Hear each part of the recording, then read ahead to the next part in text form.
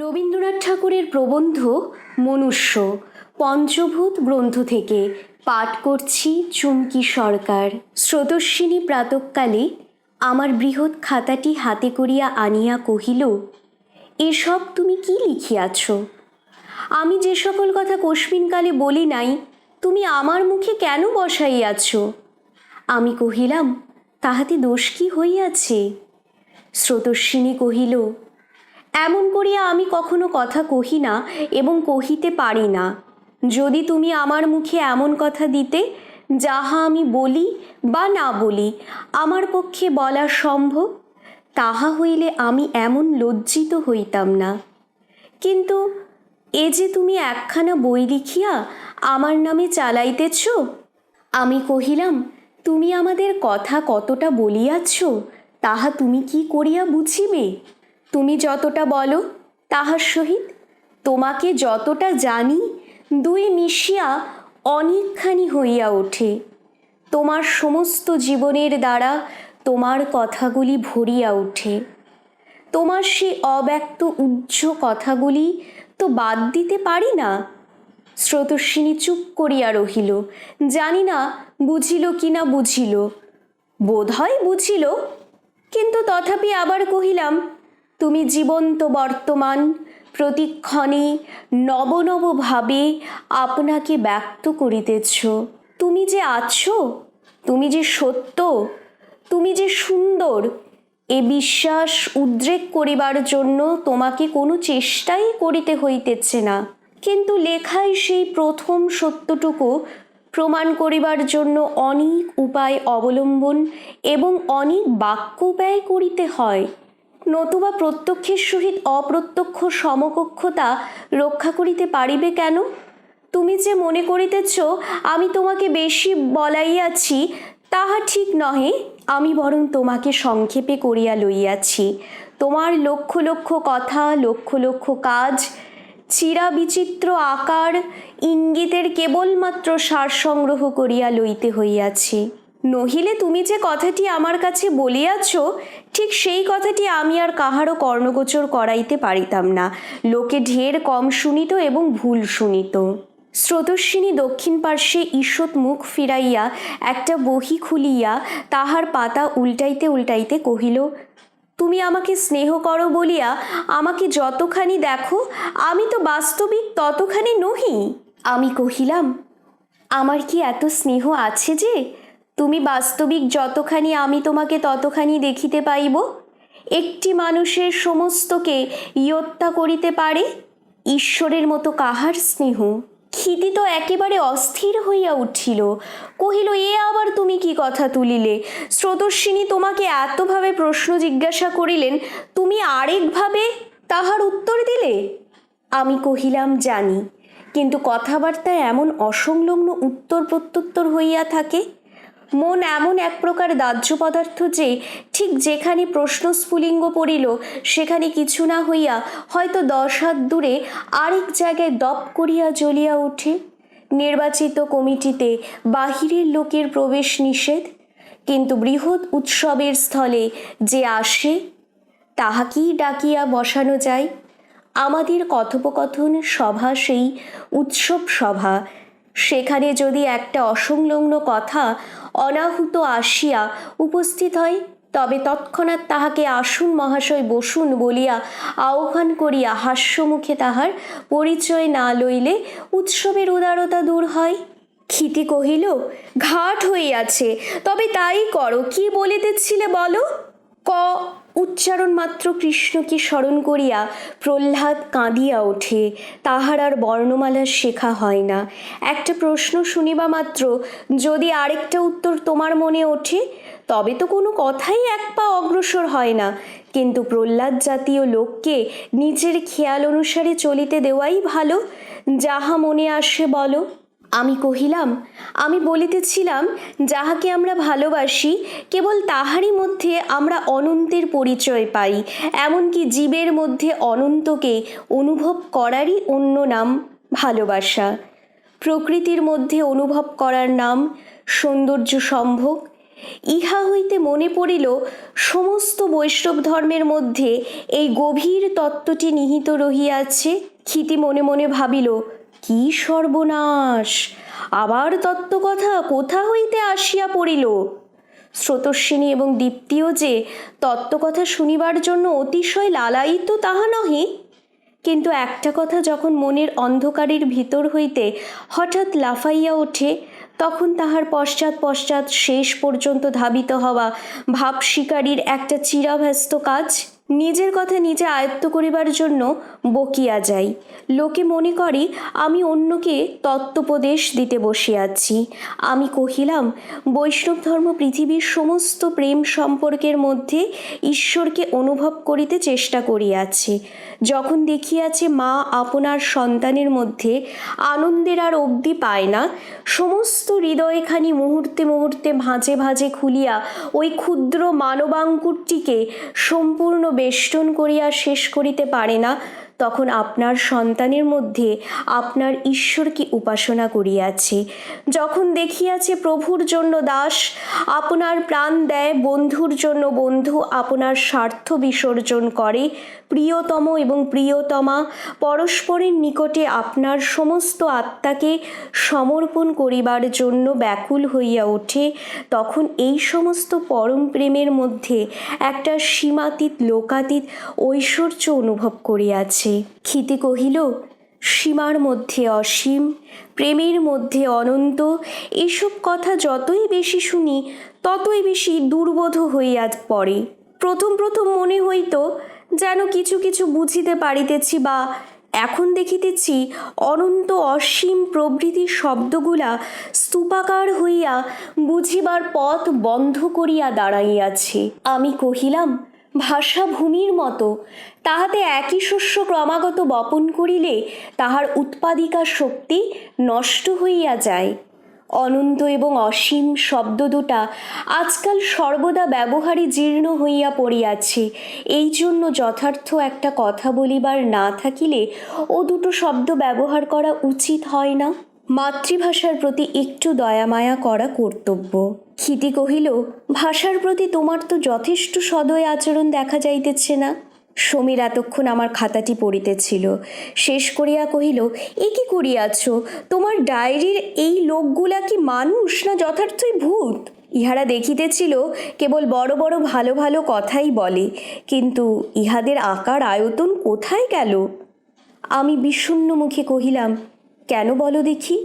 সমীর কহিল, তুমি মনে করিয়াছ আম্রের অপেক্ষা আমসত্ব ভালো, তাহাতে সমস্ত আঁঠি আঁশ আবরণ এবং জলীয় অংশ পরিহার করা যায়, কিন্তু তাহার সেই লোভন গন্ধ, সেই শোভন আকার কোথায়? তুমি কেবল আমার ষাটটুকু লোককে দিবে, আমার মানুষটুকু কোথায় গেল? আমার বেবাক বাজে কথাগুলো তুমি বাজেয়াপ্ত করিয়া যে একটি নিরেট মূর্তি দাঁড় করাইয়াছ, তাহাতে দন্তস্ফুট করা দুঃসাধ্য। আমি কেবল ২-৪টি চিন্তাশীল লোকের কাছে বাহবা পাইতে চাহি না, আমি সাধারণ লোকের মধ্যে বাঁচিয়া থাকিতে চাহি। আমি কহিলাম, সেজন্য কি করিতে হইবে? সমীর কহিল, সে আমি কি জানি, আমি কেবল আপত্তি জানাইয়া রাখিলাম। আমার যেমন সার আছে তেমনি আমার স্বাদ আছে। সারাংশ মানুষের পক্ষে আবশ্যক হইতে পারে, কিন্তু স্বাদ মানুষের নিকট প্রিয়। আমাকে উপলক্ষ করিয়া মানুষ কতগুলো মত কিংবা তর্ক আহরণ করিবে এমন ইচ্ছা করি না। আমি চাই মানুষ আমাকে আপনার লোক বলিয়া চিনিয়া লইবে। এই ভ্রমসংকুল সাধের মানবজন্ম ত্যাগ করিয়া একটা মাসিক পত্রের নির্ভুল প্রবন্ধ আকারে জন্মগ্রহণ করিতে আমার প্রবৃত্তি হয় না। আমি দার্শনিক তত্ত্ব নই, আমি ছাপার বই নই, আমি তর্কের সুযুক্তি অথবা কুযুক্তি নই। আমার বন্ধুরা, আমার আত্মীয়েরা আমাকে সর্বদা যাহা বলিয়া জানেন আমি তাহাই। বোম এতক্ষণ একটা চৌকিতে ঠেসান দিয়া আরেকটা চৌকির উপর পা দুটা তুলিয়া অটল প্রশান্তভাবে বসিয়াছিল। সে হঠাৎ বলিল, তর্ক বলো, তত্ত্ব বলো, সিদ্ধান্ত এবং উপসংহারই তাদের চরম গতি, সমাপ্তিতেও তাহাদের প্রধান গৌরব। কিন্তু মানুষ স্বতন্ত্র জাতীয় পদার্থ, অমরতা অসমাপ্তি তাহার সর্বপ্রধান যথার্থ। বিশ্রামহীন গতি তাহার প্রধান লক্ষণ। অমরতাকে কি সংক্ষেপ করিবে? গতির সারাংশ কি দিতে পারে? ভালো ভালো পাকা কথাগুলি যদি অতি অনায়াসভাবে মানুষের মুখে বসাইয়া দাও, তবে ভ্রম হয় তাহার মনের যেন একটা গতিবৃদ্ধি নাই, তাহার যত দূর হইবার শেষ হইয়া গেছে। চেষ্টা, ভ্রম, অসম্পূর্ণতা, পুনরুক্তি যদিও আপাতত দারিদ্র্যের মতো দেখিতে হয়, কিন্তু মানুষের প্রধান ঐশ্বর্য তাহার দ্বারাই প্রমাণ হয়। তাহার দ্বারা চিন্তার একটা গতি, একটা জীবন নির্দেশ করিয়া দেয়। মানুষের কথাবার্তা চরিত্রের মধ্যে কাঁচা রংটুকু, অসমাপ্তির কোমলতা দুর্বলতাটুকু না রাখিয়া দিলে তাহাকে একেবারে সাঙ্গ করিয়া ছোট করিয়া ফেলা হয়। তাহার অনন্ত পর্বের পালা একেবারে সূচিপত্রেই সারিয়া দেওয়া হয়। সমীর কহিল, মানুষের ব্যক্ত করিবার ক্ষমতা অতিশয় অল্প, এই জন্য প্রকাশের সঙ্গে নির্দেশ, ভাষার সঙ্গে ভঙ্গি, ভাবের সহিত ভাবনা যোগ করিয়া দিতে হয়। কেবল রথ নহে, রথের মধ্যে তাহার গতি সঞ্চারিত করিয়া দিতে হয়। যদি একটা মানুষকে উপস্থিত করো, তাহাকে খাড়া দাঁড় করাইয়া কতকগুলি কলে ছাঁটা কথা কহাইয়া গেলেই হইবে না, তাহাকে চালাইতে হইবে, তাহাকে স্থান পরিবর্তন করাইতে হইবে। তাহার অত্যন্ত বৃহত্ব বুঝাইবার জন্য তাহাকে অসমাপ্তভাবেই দেখাইতে হইবে। আমি কহিলাম, সেইটাই তো কঠিন। কথা শেষ করিয়া বুঝাইতে হইবে, এখনো শেষ হয় নাই। কথার মধ্যে সেই উদ্যত ভঙ্গিটি দেওয়া বিষম ব্যাপার। স্রোতস্বিনী কহিল, এই জন্যই সাহিত্যে বহুকাল ধরিয়া একটা তর্ক চলিয়া আসিতেছে যে বলিবার বিষয়টা বেশি, না বলিবার ভঙ্গিটা বেশি। আমি এ কথাটা লইয়া অনেকবার ভাবিয়াছি, ভালো বুঝিতে পারি না। আমার মনে হয় তর্কের খেয়াল অনুসারে যখন যেটাকে প্রাধান্য দেওয়া যায় তখন সেইটাই প্রধান হয়ে ওঠে। বোম মাথাটা কড়িকাঠির দিকে তুলিয়া বলিতে লাগিল, সাহিত্যে বিষয়টা শ্রেষ্ঠ না ভঙ্গিটা শ্রেষ্ঠ, ইহা বিচার হইলে আমি দেখি কোনটা রহস্যময়। বিষয়টা দেহ, ভঙ্গিটা জীবন। দেহটা বর্তমানেই সমাপ্ত, জীবনটা একটা চঞ্চল অসমাপ্তি তাহার সঙ্গে লাগিয়া আছে, তাহাকে বৃহৎ ভবিষ্যতের দিকে বহন করিয়া লইয়া চলিয়াছে। সে যতখানি দৃশ্যমান তাহা অতিক্রম করিয়াও তাহার সহিত অনেকখানি আশাপূর্ণ নব নব সম্ভাবনা জুড়িয়া রাখিয়াছে। যতটুকু বিষয়রূপে প্রকাশ করিলে ততটুকু জড়দেহ মাত্র, ততটুকু সীমাবদ্ধ।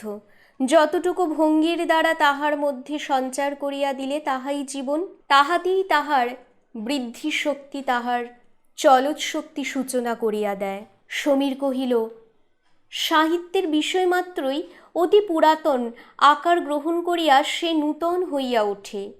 স্রোতস্বিনী কহিল, আমার মনে হয় মানুষের পক্ষেও ওই একই কথা। এক একজন মানুষ এমন একটি মনের আকৃতি লইয়া প্রকাশ পাই যে তাহার দিকে চাহিয়া আমরা পুরাতন মনুষ্যত্বের যেন একটা নূতন বিস্তার আবিষ্কার করি। দীপ্তি কহিল, মনের এবং চরিত্রের সেই আকৃতিটাই আমাদের স্টাইল, সেইটির দ্বারাই আমরা পরস্পরের নিকট প্রচলিত, পরিচিত, পরীক্ষিত হইতেছি। আমি এক একবার ভাবি আমার স্টাইলটা কী রকমের, সমালোচকেরা যাহাকে প্রাঞ্জল বলে তাহা নহে। সমীর কহিল, কিন্তু ওজস্বী বটে। তুমি যে আকৃতির কথা কহিলে, যেটা বিশেষ রূপে আমাদের আপনার, আমিও তাহারই কথা বলিতেছিলাম। চিন্তার সঙ্গে সঙ্গে চেহারাখানা যাহাতে বজায় থাকে আমি সেই অনুরোধ করিতেছিলাম।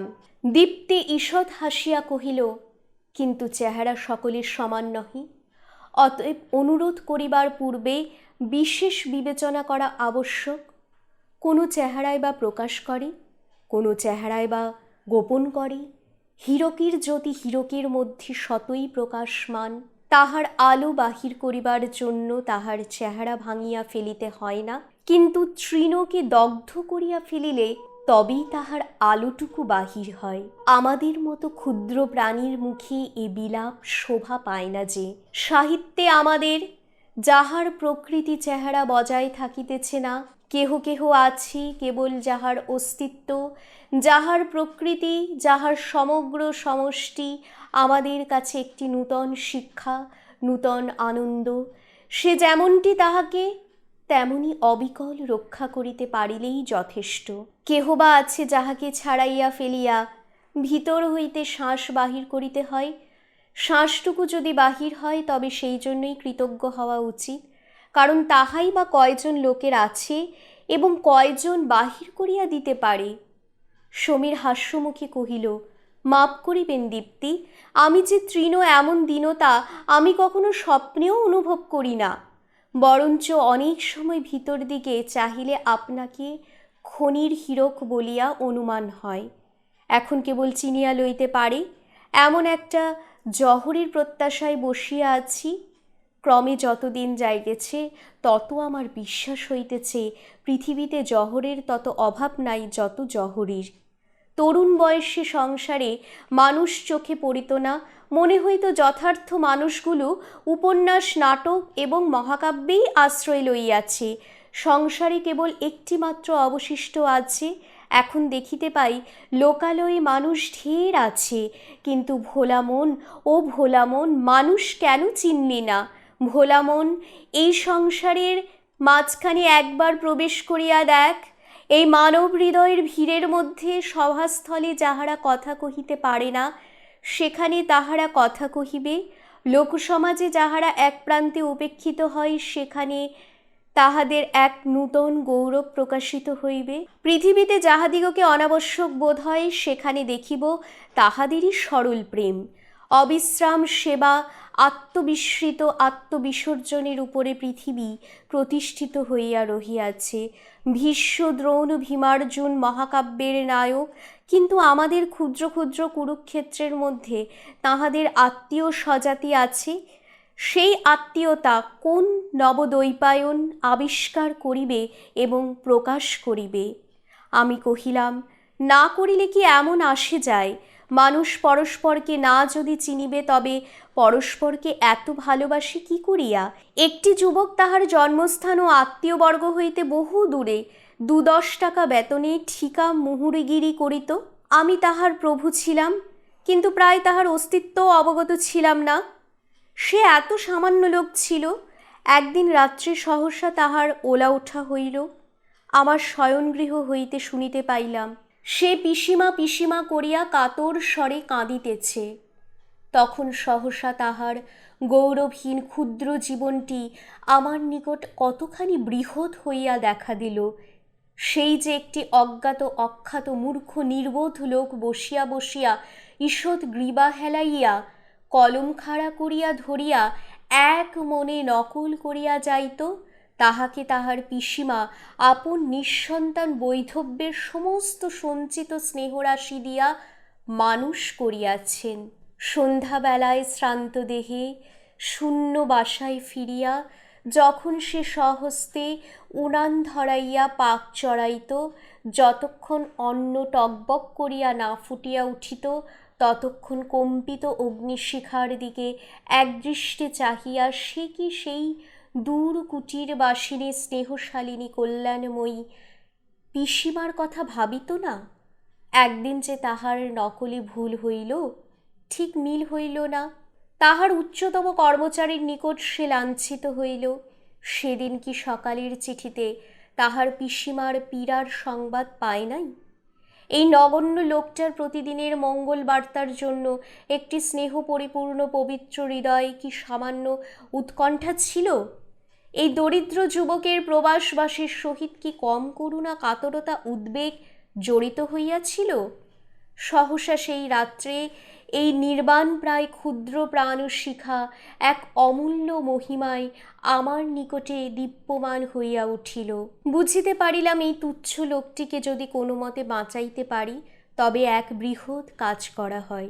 সমস্ত রাত্রি জাগিয়া তাহার সেবা শুশ্রূষা করিলাম, কিন্তু পিসিমার ধনকে পিসিমার নিকট ফিরাইয়া দিতে পারিলাম না। আমার সেই ঠিকা মুহুরীর মৃত্যু হইল।